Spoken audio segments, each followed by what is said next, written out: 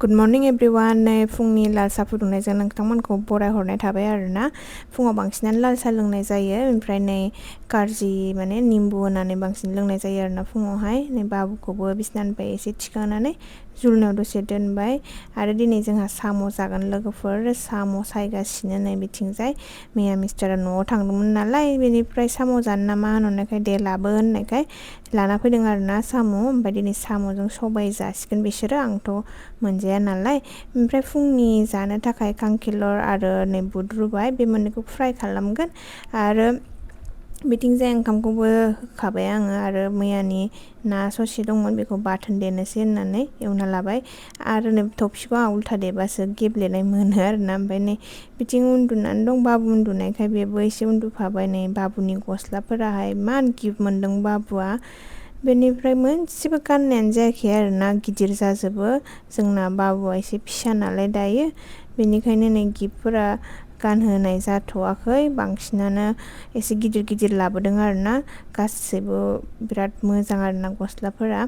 सासेयानो गांथाम गांनै बिदि होखानाय आरोना बाबुखौ बिराद अननानै माने गस्ला जि जोम लाना फैदोंमोन गासिनिसिमबो थेंक इउ आरोना आं मोनफा मोनफायै होनो हायाखै लाबोनाय समावहाय बेनिफ्रायनो गानहोजाया नालाय आं बेखौहाय सोना दोननोसै नै ट्रलिफोराबो आं लाना फैजोबफिननाय जादों नालाय माखासे जाबाय ट्रलिफोराबो बे मोनसे ट्रलियावथ' गासिबो बाबुनि जि जोमानो सोना दोननाय जाबाय एकदम भर्ति आरोना बेलेगाव दोनला बेनिखौ मोनसेयावनो दोननोसै होननानै बेयावनो दोनजोबनाय जाबाय आरो आंहा नै ओमफ्राय सानजौफुनि खाजाया दाउ रुनाय आरो ओमफ्राय नै साम'जों सबायजोंबो मोनबाय जि गोथाव नुबाय आरोना जानो लुगैबाबो बहाथो मोनजाबावनो दाथ' देहाया जानो थिना नालाय जाथ'ला आङो रुनायखौनो जागासिनो आरोना दाउबाबो नाबाबो बेनिफ्राय नै जाबाय दाउ फ्राय बेखौ बिसोर जागोन आरोना ओमफ्राय आं जानायखौ भिडिअ लाबाय थायासै लोगोफोर नै बिथाङाबो दा थांनो रेडि जाहांबाय एकदम जि जोम सोगासिनो आरोना बे सेन्सासनि डिउटि गोलैदों नालाय बे दिनै थांसिगोन आरो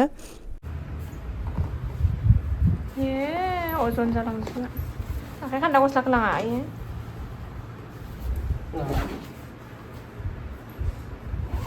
बे नायगासिनो नै बिफाखौ बिदिजाय पेकिं खालामगासिनो बिदिजाय नायगासिनो बे थांनांगोन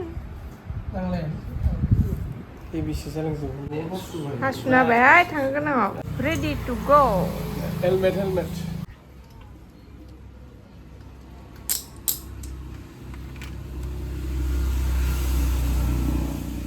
Wah.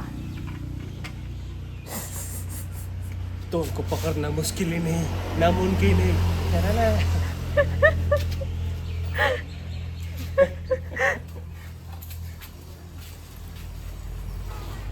Tata, bye bye. Ada nggak? Bye bye. Tata.